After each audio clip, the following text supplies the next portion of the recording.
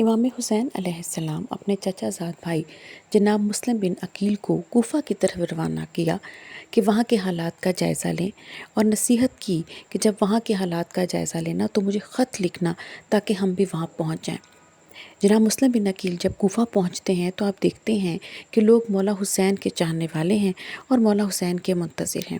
لوگوں کی محبت مولا حسین سے دیکھتے ہوئے آپ نے خط مکے کی طرف روانہ کر دیا۔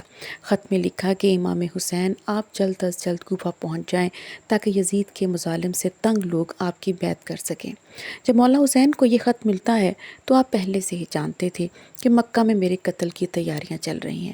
آپ نے فیصلہ کیا کہ کہیں میرے قتل سے کعبہ کی حرمت پامال نہ ہو جائے، اور جو میرے چاہنے والے ہیں کوفہ میں میرا انتظار کر رہے ہیں ان کی بھی داد رسی ہو جائے۔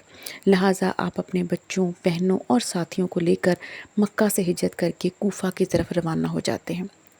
جب یزید کو اس بارے میں معلوم ہوتا ہے کہ کوفہ کے لوگ جناب مسلم بن عقیل کی بیعت کر چکے ہیں تو اس نے محمد و آل محمد سے شدید نفرت کرنے والے عبید اللہ بن زیاد کو کوفہ کا گورنر مقرر کیا کہ محمد و آل محمد کے چاہنے والوں پر دکھوں کے اور تکالیف کے پہاڑ توڑ دے اور لوگوں کو جناب مسلم بن عقیل کی بیعت سے روک سکے۔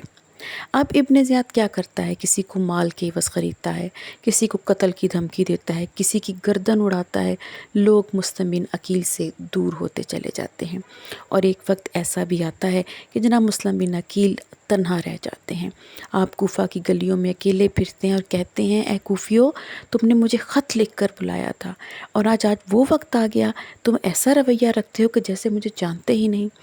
ابن زیاد کے کہنے پر جناب مسلم بن عقیل کو گرفتار کر لیا جاتا ہے اور انہیں کہا جاتا ہے کہ دیکھو، آج ہم نے تمہیں گرفتار کر لیا اور اب ہم تمہیں قتل کریں گے، اور اس کے بعد تمہارے امام کو قتل کریں گے۔ اور اس کے بعد وہ جناب مسلم بن عقیل سے پوچھتے ہیں کہ تمہاری کوئی خواہش ہے تو بیان کرو۔